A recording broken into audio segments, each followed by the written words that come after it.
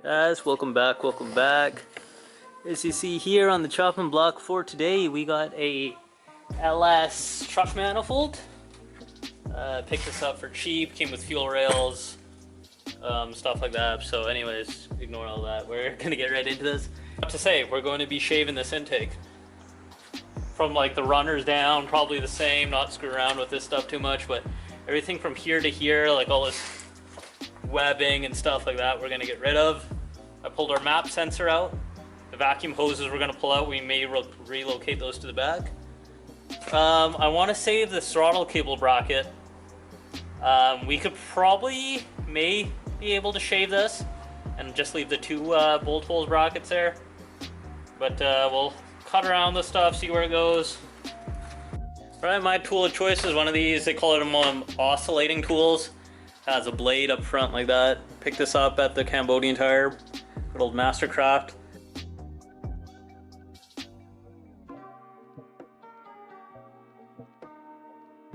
I had to cut the video off, that was taking way too long, so what I ended up doing was using a hacksaw too.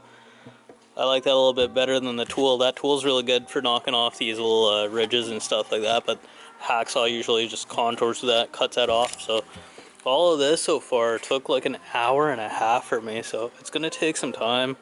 There's definitely probably quicker ways to do this, and air reciprocate, or I think a sawzall actually would be better. But you'd probably have to bolt this down to like the table while working.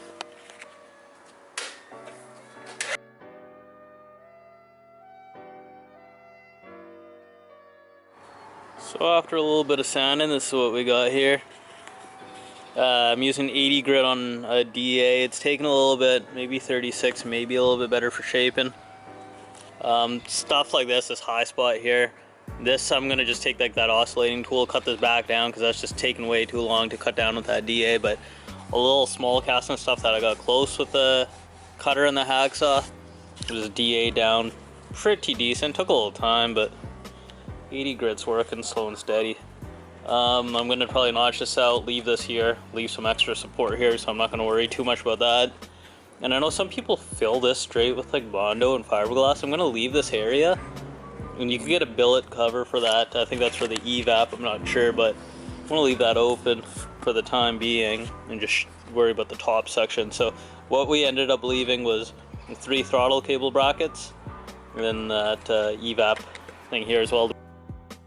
Hey guys, me from the future. I apologize for this part. So what happened here is my camera wasn't recording during this whole time, and plus I was also getting frustrated, but I totally missed out on the whole part about plastic welding. You can look at other videos on YouTube. It's more about soldering, taking a soldering iron and making these parts fit and melting them in. This was the biggest pain of this job. If I had to do it again, I probably wouldn't have. But follow the other videos on it. This one I just focus more on the body working, but the plastic welding was a pain in the neck on this one. So here are the holes. What I ended up doing was getting that soldering gun, got them all smelted together. That is looking mint. I knocked them down just with 80 grit just to get all the highs. Almost dropped it. Got all the highs out, so now I just got the lows. So what we're gonna do is just fill it with some good old Bondo.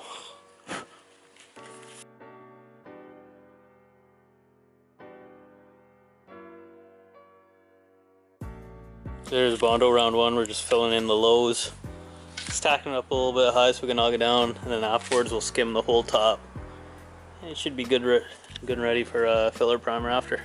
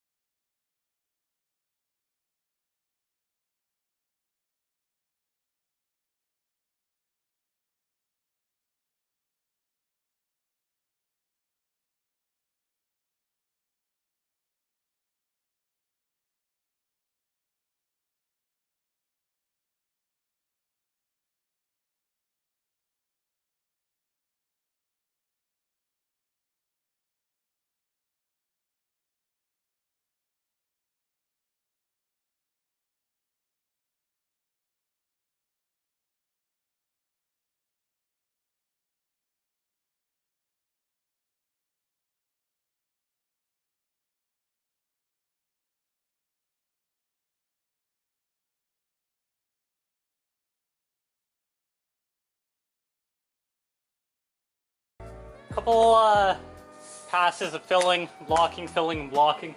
What you want to do is just knock down the highs, one of my high Bondo spots with just 180 on a small block. It's 180 on a small block like this.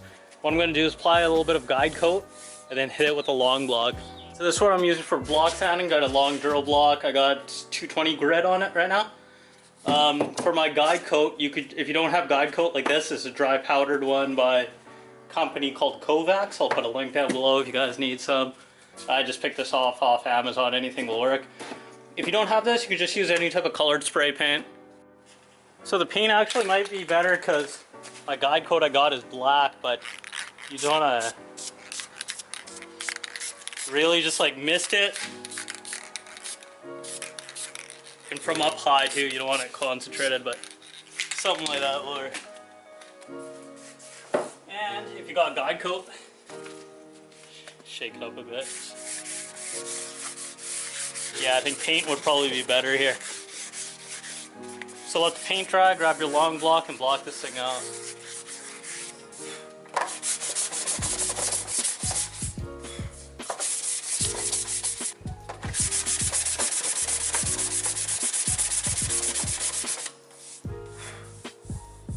So you can see here the blue that's left in this area and this area, a little bit over here.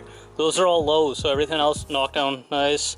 The black's going to be high, but that's blended out really good. You can usually tell by hand. But this right here is going to be a low, and I can feel something going on here. I can't tell if it's low or high, but the guide coat here is showing me that's low. So we'll put a thin skim on here. That would be our third round of Bondo. But you can see everything's feathering out really nice. And yeah, it should turn out pretty good. Oh, I skipped all the BS, but there's a lot of block sand in there. I'll show you how much.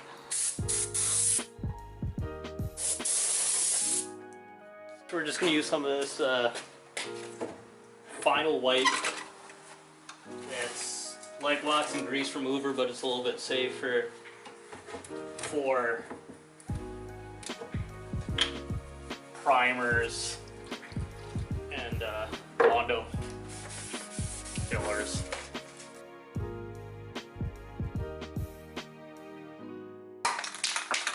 Right, gonna hit it with some a little bit of primer here. And I also just taped off, you can see my bad masking job, I just wanted to float the black in, the paint afterwards in, so I didn't want to have a sharp line in here.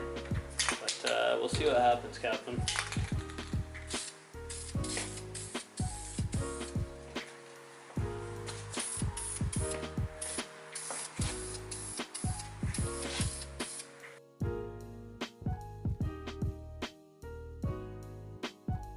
Zooming in my ass. Forgot a spot right here and another one next to it. So what I'm going to use is a stuff called spot putty.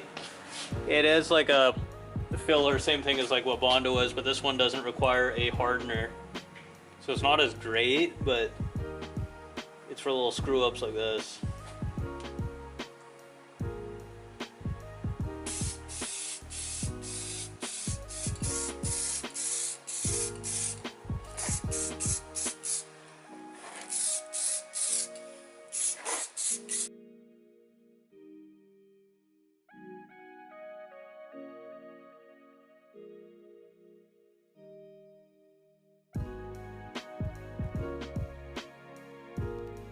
Well, I think it came out pretty good. You guys tell me what you think, how it came out. I seem to like it, and I like my choice of color of that low gloss black. If you were to do it any other color, let me know down below which color you would go with. If you like this video so far, make sure you give it a like. If you have a comment, leave it down below, and feel free to subscribe if you wish to. Thanks a lot, guys. See you next time.